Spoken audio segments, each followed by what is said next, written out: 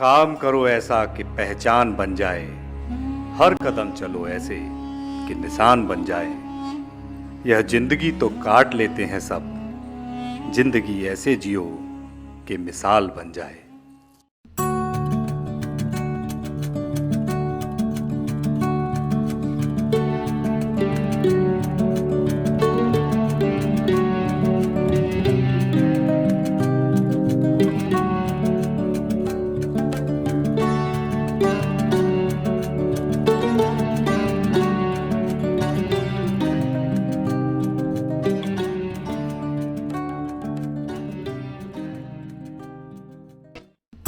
किसानों के मसीहा, करिश्माई व्यक्तित्व के धनी, गरीबों की आवाज, ईमानदारी की मिसाल।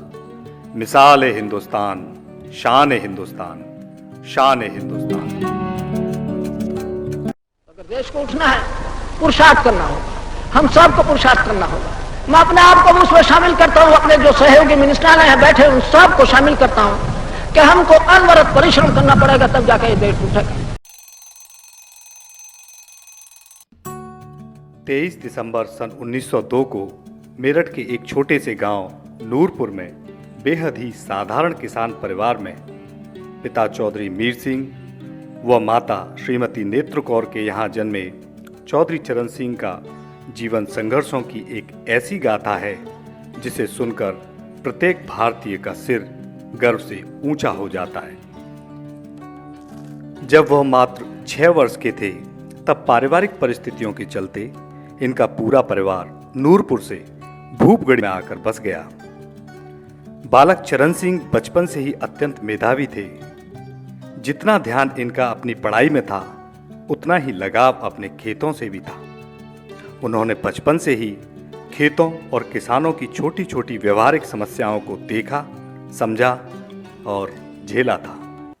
इसलिए बड़े होते होते इन्होंने किसानों को इनसे उबारने का दृढ़ निश्चय भी कर लिया था। अपनी आरंभिक शिक्षा गांव की ही प्राथमिक पाठशाला में व मैट्रिकुलेशन की परीक्षा मेरठ के सरकारी विद्यालय से उत्तीर्ण करने के बाद उन्होंने सन 1923 में आगरा कॉलेज आगरा से विज्ञान में स्नातक की उपाधि व सन 1925 में आगरा कॉलेज से ही इतिहास में एमए की उपाधि प्राप्त की। सन 1925 में ही उनका विवाह श्रीमती गायत्री देवी के साथ हुआ। साथ ही चौधरी साहब ने अपने अध्ययन को अब भी जारी रखते हुए आगरा कॉलेज आगरा से कानून की परीक्षा पास कर सन 1928 में गाजियाबाद कोर्ट में वकालत आरंभ कर दी। इस समय पूरे देश में गांधी जी के नेतृत्व में स्वतंत्रता आंदोलन हो रहा था। चौधरी चरण सिंह भी गांधी जी से प्रेरित होकर अपनी वकालत छोड़कर स्वतंत्रता आंदोलन में कूद पड़े। उन्होंने कई जेल यात्राएं की। भारत छोड़ो आंदोलन के दौरान तो मेरठ प्रशासन ने उन्हें देखते ही गोली मारने तक के आदेश दे दिए थे। चौधरी साहब की सक्रियता व लोकप्रियता के चलते उन्हें सन 1937 में बागपत गाजियाबाद क्षेत्र से प्रांतीय धारा सभा के लिए चुना गया।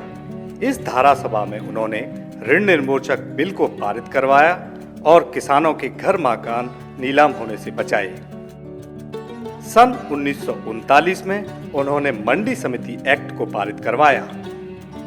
देश की आजादी के बाद सन 1952 में चौधरी साहब उत्तर प्रदेश सरकार में कृषि एवं राजस्व मंत्री बने।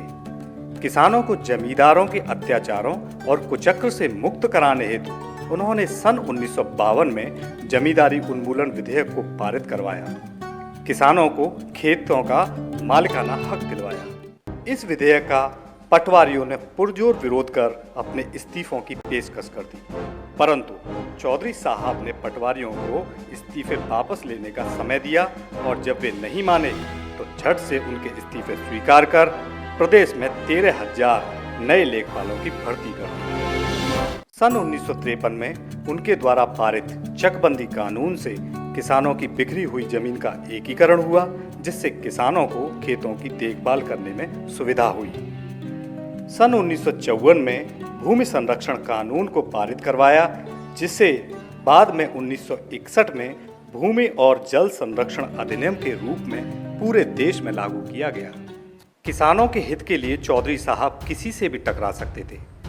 तत्कालीन प्रधानमंत्री पंडित जवाहरलाल नेहरू सोवियत संघ की तरह भारत में भी सहकारी खेती व्यवस्था को लागू कराना चाहते थे।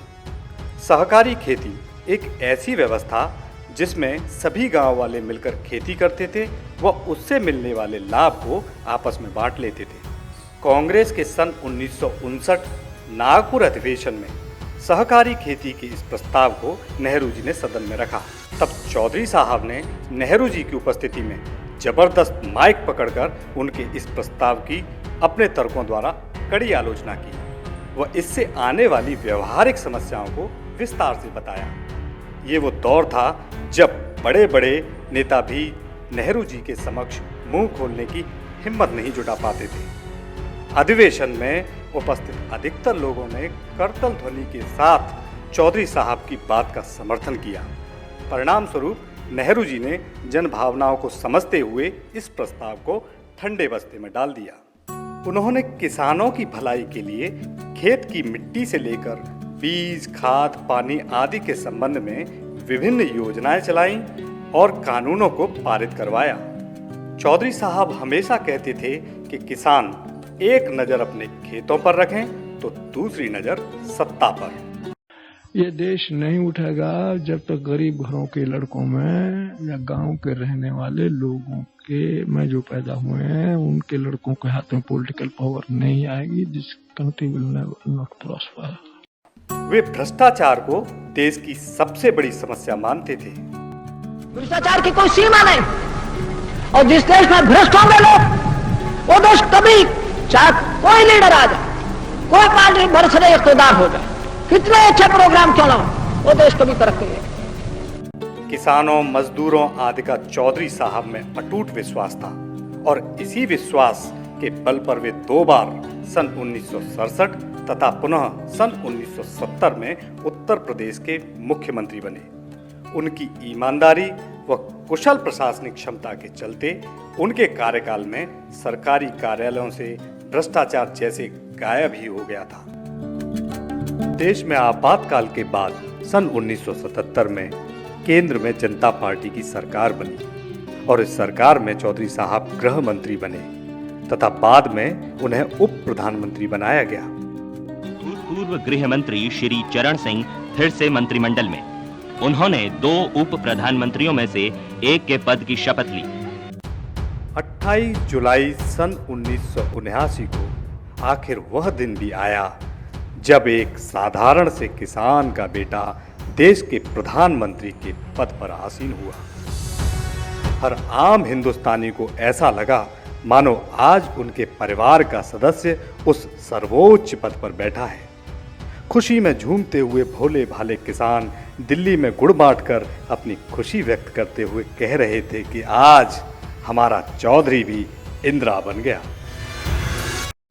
तत्कालीन राष्ट्रपति डॉक्टर नीलम संजीव रेड्डी ने उन्हें बहुमत सिद्ध करने के लिए मात्र 23 दिन का समय दिया, परंतु बहुमत सिद्ध करने से ठीक एक दिन पहले श्रीमती इंदिरा गांधी ने सरकार से अपना समर्थन इसलिए वापस ले लिया क्योंकि समर्थन जारी रखने के लिए श्रीमती इंदिरा गांधी ने जो शर्तें चौधरी साहब के समक्ष रखी उन्होंने अपने सिद्धांतों के विपरीत मानते हुए मानने से साफ मना कर दिया था। I was going to resign last evening. My statement was ready.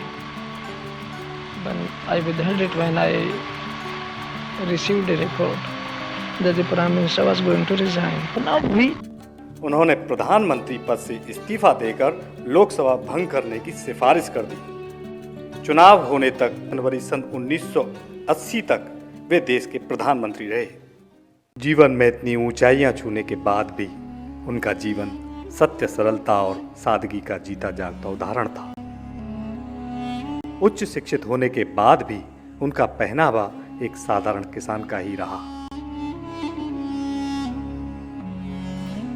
देश के आम किसानों को सत्ता का रास्ता दिखाने वाले चौधरी चरण सिंह ने आखिरकार 29 मई सन 1987 को इस दुनिया को अलविदा कह दिया। पूरा देश मानव शोक में डूब गया। सभी ने नम आंखों से अपने इस लोकप्रिय नेता को अंतिम विदाई दी। सध्य चौधरी साहब के जीवन के बारे में तो यही कहा जा सकता है, जन्म तो उन्हीं का है जो काल से न हारते, चुनौती मान जन्म को कर्म से संवारते, कर्म से संवारते, कर्म से संवारते।